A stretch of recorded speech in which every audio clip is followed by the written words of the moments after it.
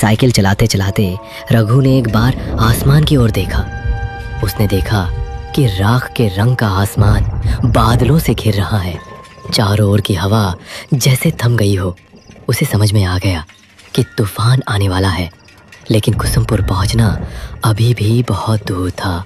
रघु ने पैडल पर जोर से दबाव डाला, लेकिन वो ज्यादा दूर तक जा नहीं पाया। अचानक जोर का तूफान आ गया, साथ ही लगातार तेज बिजली कड़कने लगी और थोड़ी ही देर में मूसलधार बारिश शुरू हो गई। सामने का रास्ता बारिश की परत में छिप गया। रघु ने कोई और उपाय ना देखकर एक घने पेड़ के नीचे शरण ली, लेकिन फिर भी वह बारिश की मार से बच नहीं सका। हे भगवान, इस तूफान को रोको, मेरी रक्षा करो। शायद भगवान ने उसकी प्रार्थना सुन ली। थोड़ी ही देर में तूफान और बारिश थम गई, लेकिन सड़क की जो हालत थी उसमें अब साइकिल चलाकर आगे बढ़ना संभव नहीं था। मजबूरी में रघु साइकिल को घसीटते हुए आगे बढ़ने लगा, लेकिन थोड़ी दूर जाकर उसे समझ में आया कि वह रास्ता भटक गया है। यह रास्ता कुसुमपुर का नहीं है। वह सोच में पड़ गया कि अब क्या करे। तभी उसके कानों में आवाज आई, क्या आप रास्ता भटक गए हैं? रघु चौंक कर देखने लगा। उसने देखा कि धुंधले अंधेरे में एक छाया मूर्ति खड़ी है। कौन हो तुम? मैं रतन हूँ बाबू। लगता है आप रास्ता भटक गए हैं। मेरा मतलब है मुझे कुसुमपुर जाना है, लेकिन नहीं जा पाएंगे। कुसुमपुर जाने वाला रास्ता बंद है। रास्ते में पेड़ गिर गया है। रघु मुसीबत में पड़ गया। वह पागलों की तरह सामने अंधेरे में डूबी सड़क की ओर देखने लगा। यहीं पास में मेरी चाय की दुकान है, चलिए, फिर से बारिश शुरू हो जाएगी। रघु ने आसमान की ओर देखा, फिर हल्के से सिर हिलाकर हामी भर दी। आइए, मेरे साथ आइए। रघु ने अपने दुविधा भरे मन के साथ उसका पीछा किया, और जैसे जैसे वह आगे बढ़ता गया उसे कुछ महसूस होने लगा। जिस वक्त से वह आदमी उसके पास आया है, तभी से रघु को भीगी हवा में किसी जले हुए चीज की गंध आ रही थी। क्या हुआ? जल्दी कीजिए। हाँ, आता हूँ। साइकिल लेकर वह तेजी से आगे बढ़ा। थोड़ी दूर जाते ही उसने एक गाब का पेड़ देखा। पास ही एक झोपड़ी नुमा घर था। वहां किसी हैरिकेन जैसी चीज की लौ जल रही थी। रतन ने फिर से आवाज दी, आइए बाबू, यही मेरी चाय की दुकान है। रघु ने साइकिल को गाब के पेड़ से टिका दिया और झोपड़ी के चौखट पर आकर खड़ा हो गया। उसने देखा कि एक तरफ एक चूल्हा है और उसके चारों ओर चाय बनाने का सामान रखा है। रघु हैरान हो गया यह सोचकर कि इतनी सुनसान जगह पर इस चाय की दुकान में आखिर चाय पीने कौन आता होगा। रतन एक मोड़ा ले आया। बैठिए बाबूजी, मैं चाय लाता हूँ। रघु अपनी गोद में रखे थैले को कसकर पकड़कर बैठ गया। बाहर फिर से तूफान शुरू हो रहा था।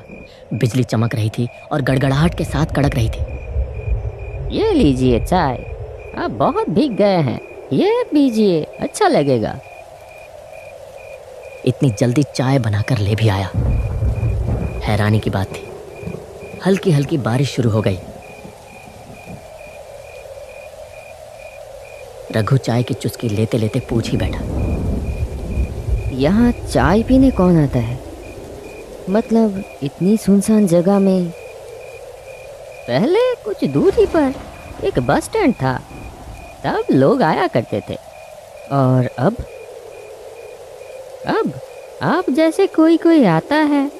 उस आदमी की बातों में क्या था कौन जाने, लेकिन रघु का सीना एकदम से सिहर उठा। उसने कुछ असहजता के साथ चाय की एक चुस्की ली। आप चाय पीजिए। आज रात आप नहीं जा पाएंगे बाबूजी, रात को यहीं रुकना पड़ेगा। रघु ने देखा कि बारिश की बूंदें अब और भी तेज हो गई हैं। तूफान की रफ्तार भी काफी बढ़ गई है।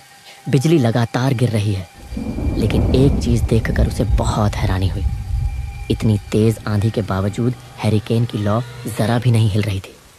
न जाने क्यों रघु को लगने लगा कि उसके चारों ओर जो कुछ भी है वह सच नहीं है, जैसे कोई जाल है जो चुपचाप उसे अपने भीतर लपेट रहा हो। बैग में रखे हुए इतने सारे पैसे, उसका सीना एक बार फिर धक धक करने लगा। जब बारिश थमी तब तक रात काफी बीत चुकी थी। खाना पीना कुछ देर पहले ही निपट चुका था। रतन दहलीज पर रघु के लिए बिस्तर लगाते हुए बोला, कहाँ गई झूमर? बाबू को पान नहीं दिया? आइए बाबू, यहाँ लेट जाइए। डरने की कोई बात नहीं है, मैं और झूमर तो हैं ही। रघु ने हल्के से सिर तो हिलाया, लेकिन उसके सीने में एक बार फिर से टीस सी उठी, जैसे उसकी छाती के भीतर कोई धीरे धीरे उसे कुछ समझाने की कोशिश कर रहा हो। जैसे ही नूपुर की झंझनाहट कानों में पड़ी, वह हल्के से चौंक कर देखने लगा। झूमर धीमे कदमों से आगे बढ़ रही थी। उसकी आंखों में जैसे कोई खास इशारा था जो उसने रतन की ओर किया। रतन ने भी जरा सा गर्दन हिलाकर कुछ जताया। यह बात रघु की नजरों से छुपी नहीं रही। लीजिए बाबू, पान। पान? मेरा मतलब है खाइए खाइए। झूमर के हाथ के पान खा के आप जिंदगी भर नहीं भूल पाएंगे। रघु कांपते हाथों से पान उठाने ही वाला था कि एक तीखी सड़ी सी गंध उसकी नाक में आ लगी। कुछ वैसी ही गंध जैसी कच्चे खून की होती है। अचानक आई एक तेज हवा के झोंके से झूमर के सिर की ओढ़नी सरक गई, और जो दृश्य रघु ने देखा उसे देखकर उसका खून जैसे जम ही गया। झूमर के गले पर खून की एक लकीर थी, वहां से एक पतली धार बह रही थी। झूमर ने तेजी से अपनी ओढ़नी ठीक की और पलक झपकते ही गायब हो गई। रघु ने जैसे मशीन की तरह पान को मुंह में डाल लिया।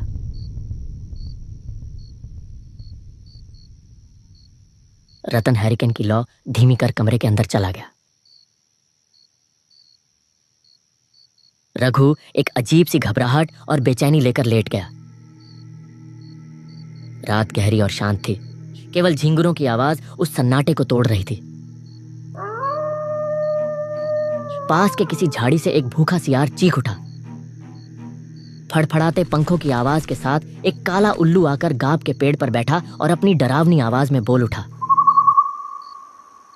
रघु का सीना बार बार कांप उठता रहा। भगवान देखना ताकि रात ठीक से कटे। थकान की वजह से थोड़ी ही देर में रघु सो गया।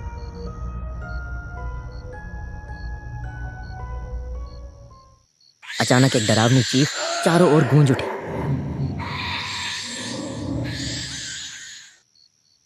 रघु अचानक बिस्तर पर उछलकर बैठ गया।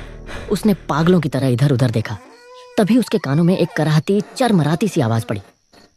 वह आवाज जहां से आ रही थी, रघु ने उधर नजर घुमाई और जैसे ही देखा उसका शरीर डर से सिहर उठा।